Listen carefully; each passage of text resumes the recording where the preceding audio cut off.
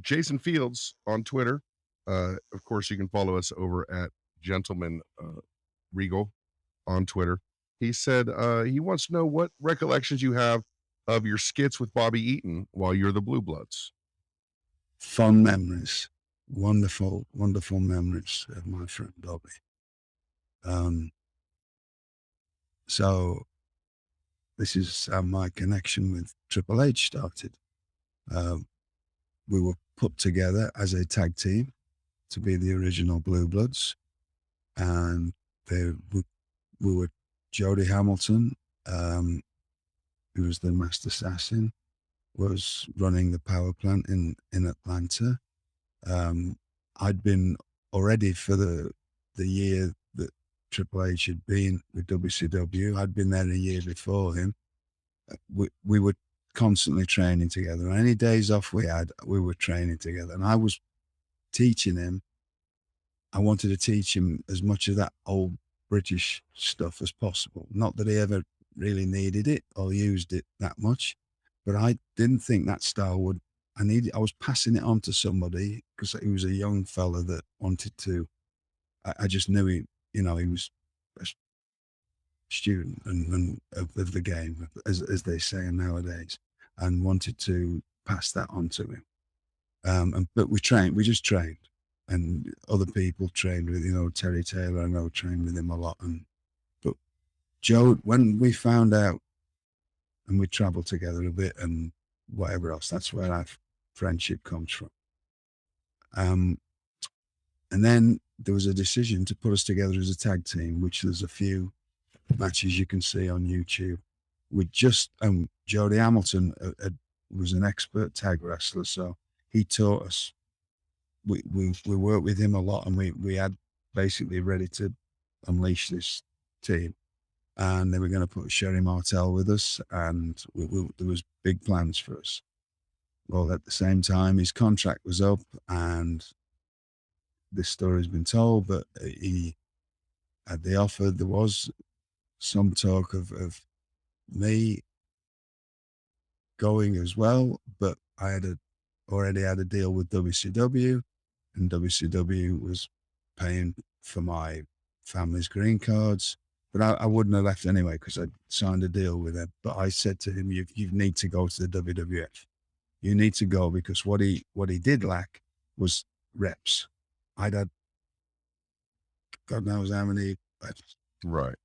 That couldn't even imagine, because I wrestled so much in my younger days in Europe, and then in WCW at first there was such a lot of that. But this is a time in WCW in late '94 when they weren't doing many shows. They decided it wasn't viable to do that, financially viable. So I told him to, he made his mind up, I think, anyway, but he asked me my opinion. I said, what you need is reps now. You need to go. So I went on for Christmas in '94. I came back. January, first TV was at Center Stage. I am at Center Stage. Ric Flair, I know as mates say differently, but I remember this clearly. He was the person in charge of creative then, and he came to me and said, "Where's Levesque?" And I said, "You better ask Eric," because I knew he'd gone, because his deal had run out, and I knew he wasn't coming back. Right. He left on good terms with Eric and that. And I know people have made this, but I know very few people knew that he'd left. I was one of. And Rick said, "What we're going to do?" And I looked across the Center Stage, which is not a big place, but there's a ring, and I saw Bobby, and I said, it just came to me in a flash. I said, "Put me with Bobby in a tag team, because who better to be in a tag team with than Bobby Eaton?" And they weren't doing anything with him. So he went, "Right, okay, and what are you going to do?" And I don't know why, but it just came straight off the top of my head. I think, if I remember rightly, I'd seen a little bit. I'd seen it before, but it was on while I was in England over Christmas.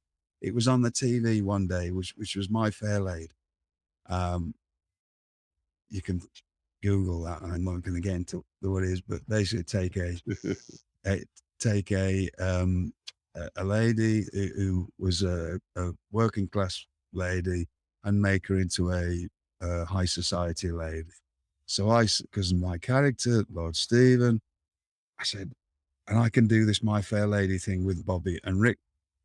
Everybody in WCW at that time trusted me with just because of my, talking ability and my facials and my comedy chops and whatever else I had. They said, okay, go and do it. So talked to Bobby. He was happy. We were filming down in Disney because sometimes we'd film at Universal doing the worldwide shows. We'd do, I think it was 12 or 30, sometimes 13 shows in 4 days down there.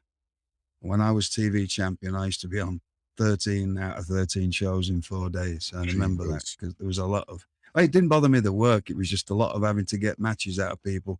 Some were great, obviously with Arn and with Terry Taylor and Brad Armstrong and that. And then, oh dear me, I used to just sit there thinking, how am I going to get another draw out of some of these people? There's some like people that just stood What there in big constitutes, clotheslines. I know you're Oh. not gonna say any names, but what constitutes a bad match? Like how would what Well, would happen in a match that there would make wasn't you a think bad. about it? I wouldn't because I could. I I don't think I You'd had work all this around it. experience and work around them. So, but it was if I had one of the fellas from the 80s who had been through territories, they all adapted everywhere they went. So they didn't matter what style they did. We had no problems at all. We just wrestled each other and we just reacted to each other. So it always worked, always with any of the people from 80s wrestling. And the last of the people of that kind of generation were the Austins and Pillmans because they come in right at the end and Austin had pretty much quickly just picked it up. He was exceptionally good and picked it up really. So, but there was this new generation of, if you're a bodybuilder, you can do a clothesline, you can be a wrestler kind of thing. So, but anyway, we were down in Disney, and so I just said, right, can we have a camera crew, please? And there was, I forget who the production people at the time, and they trusted me as well, and they had a couple of ideas. They went and scouted Epcot out, and basically everything we needed was in Epcot because they've got a British World or whatever, and so they did that, and which was great. And then we just went and filmed all these little. We just made them up sort of on the spot. Like we went in and sort of discussed them between ourselves, myself and the production people. Well, what about this? And we filmed them. And I don't think we had to do anything more than 2 takes, if that. And I think most of them were 1 take.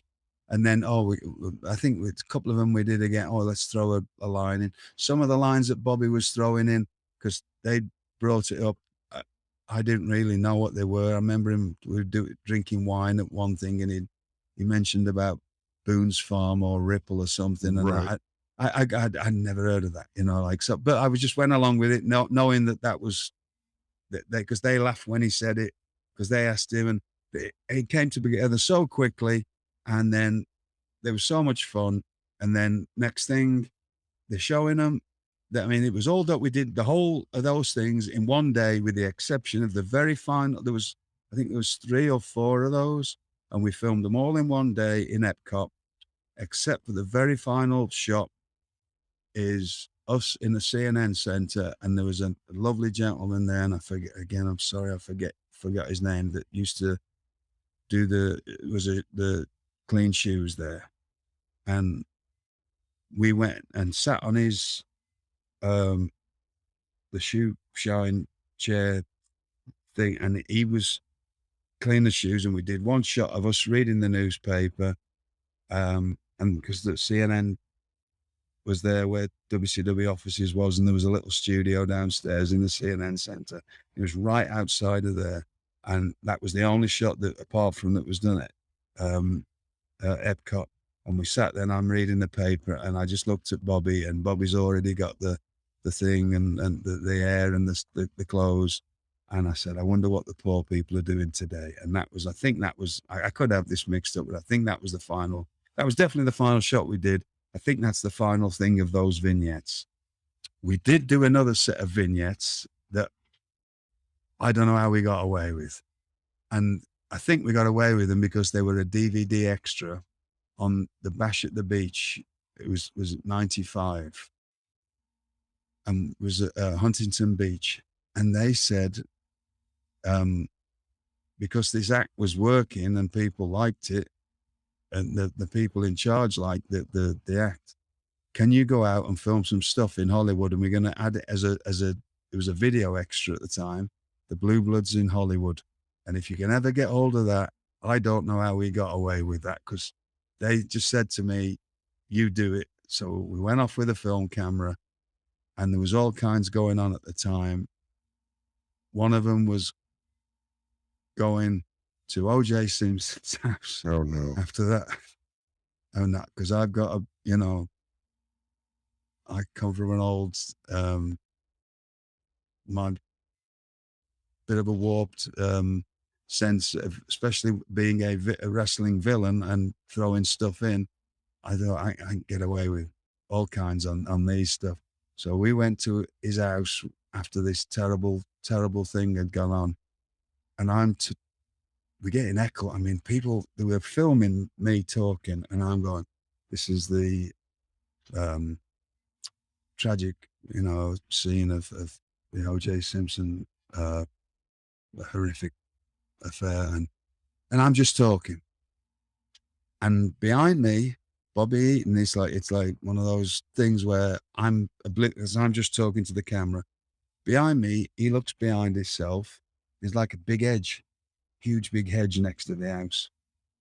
And as we're doing this, we did have to do a couple of takes of this because there were people driving past in cars heckling us. Leave the poor people alone, right? Leave them alone, because it was all, there was still all tape around it and everything, Oh right? my gosh. Right. So I've gone, it's horrific. And I'm saying this, well, Bobby being Bobby, because he's obviously playing a character and oblivious to what's going on. He's walking behind me and he goes, looks in the hedge, and we'd already put it there, and he pulls out this great big dagger and he just goes, so I can't see him, right? He's behind me, and I'm going, this is terrible and awful things. And he's looking this dagger, and he just puts it back in the edge, and he comes back to me, and I say, can you see anything here that's why all this, why all these people are staring at this house? And he went, no. And we just walked off to the side of the camera. The other thing was, do you want to say these things now? People got away with it, but it was just me at 20 whatever year old trying to being funny, right? River Phoenix had just died, and we ended up at the Viper Room outside. Of course. Right. And I'm stood there, and it's in broad daylight, and everybody, and then, just filming. There's always filming going on in LA somewhere, so they don't know what we're doing. And we're all dressed up, and I'm saying, this is the spot where poor River Phoenix died, and and I, it's just me trying to be a villain, and being a villain and not caring what I'm saying. And I said, because he was American, and when I look back, oh dear me. I went, and I said, anyway, he's died, and I haven't been able to sleep worrying about it ever since. And I just spit on the floor, and we just walked off camera again. And if you watch it, but it's just me just doing stuff like that, and we got away with all. And Hugh Grant had just got caught with an old brass somewhere. Like, so you went to the park? You went to the? Oh yeah. Well, I didn't know what Grant's tomb was. So one of them, somebody in the production thinks it was American history. I was taught British history, right? I'm only 26 or what, at 25, 26 when I'm doing this. I got no idea about Grant's tomb, right? So they said, oh, that'll be funny, because Hugh Grant's just got caught on this corner of this street where he got caught, getting, a quick one around the wall of death on the end of this thing, right?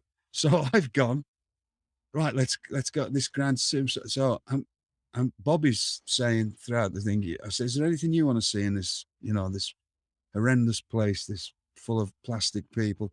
I want to see Grant's tomb. So we go to this spot where Hugh Grant's got caught, and I'm going, is this what you, this, he went, Grand. I said, no, this is not Grand. I said, this is not that. I hadn't got a clue what it was anyway, but I said, no, this is Grant's tomb. This is where that dirty, filthy philanderer Hugh Grant got caught, like, this is it. This is a spot. And he's going, no, it's the wrong way. Something like that. And I walked off. But that is out there somewhere. That showed up on YouTube a few years ago. So somebody's got that somewhere. That but it might get me cancelled as well with some of the stuff I did on it. So, communications have already taken let place. me just tell you, we're going to find that clip. We're going to find it. If it were to get cancelled, I would know anyway, because I'm not on social media, so I would know. Yeah. So a wonderful time. The whole time with Bobby, we had great chemistry together. It was fantastic tag teams. There was a strange decision. I'd gone. I'm not a ego person, but there were 4 teams at the time. There was Harlem Heat, the Nasty Boys, Von Buck, and Dick Slater, who I absolutely loved. I loved their characters. I just thought they were really fun, and we had a lot of fun wrestling them with them being there doing their characters, us doing our characters, and we were the only team out of the 4 teams that were wrestling each other all the time that never got the tag team championships, which I would have thought, and I'm not the world's best booker, but the best people to have them on would have been us and everybody chasing up. Right. The foreign villains would have been the smart, and we all knew what we were doing, but we were the ones that were sort of, the ones to beat, in my opinion, and build up. And we were the only ones that didn't get them, which is a bit of a strange thing. And the TV stuff we didn't really match the live event stuff, as is the case with a lot of my career. I worked a rule on TV, and I was known for that. No problems whatsoever for anybody I worked for, except for with the years that we've told. There's a little bit of time in my life when I wasn't at my best. But what you want, yeah, no problem. And so if it wasn't I didn't care about. There's main events on after me. There's other people that. What you need, how long do you need? Yes, I'll go and do it. Arn Anderson used to tell me that all the time. Why are you so easy to deal with? He said that to me, and Dave Taylor said to me and Bobby, you're the only ones that never go, yeah, but we need to be this, so I need to, yeah, what you want? Yeah, okay, thanks. We're in and out getting our orders in 30 seconds. Because I know how hard it is for them to have to put all this together. So I just want to be a pro. I grew up around pros that taught me to be a pro. So a lot of my TV stuff wasn't me. It was me just doing what I was told or not wanting to sometimes take the person I was on with and drag them. Sometimes I did, and a lot more in WCW, not in WWE so much, because the wrestling job had changed a lot then. In the beginning of the 2000s, things started to change a bit, just the way the job was. I sort of used to get told by Fit Finlay and Chris used to say, like, why are you working down to people? And that wasn't with any of the top people. That was just certain people. I allowed myself to just sit in, because they had their regular thing, because they got to work 16 days a month and you got to preserve your body. But if I was on with somebody I could go with who was on my mentality, I'm going. You know what I mean? I'm going. Right. But otherwise, I'm doing what I've got to do. So, because I didn't want to take this person, because you can upset a few people when you work that style that I like to work. If they like to work like that and like to wrestle like that, it's great. Yeah. And I've had many, many great opponents that I could do that with. But a lot of people, it takes them out of their comfort zone and they have to sweat a lot because you're going to work hard. And that was my preferred style. But a lot of people, so my TV stuff a lot of times didn't match my live event stuff, because on live events, I was going to give you a show, unless I was told to just have a short match, but I was going to give you your money's worth. Sometimes on TV, I was a bit too nice, I think, and just quite happy to just do whatever, because I know how stressful it is putting it. So I want to be the last person to cause you any problems. Let me go and do whatever you needed. And me and Bobby were like that as a team. I think if we'd have probably gone in and gone, hang on a minute, Wouldn't it make more sense? But neither of us were like that. We were just, what you need, okay, let's go and do it. So that was a long answer to that. Oh, it was a great answer. And man, we're gonna find those tapes, and we definitely want to see them. Oh, Of course, this has been another great episode of Gentleman Villain, another great episode of Asked and Answered, where you ask questions, and we just have one more short question to end the show. But make sure you can to follow Mr. Regal over there at Real King Regal on Twitter. Follow the show at Gentleman Regal, and of course, you can follow me at Matt Coon Music.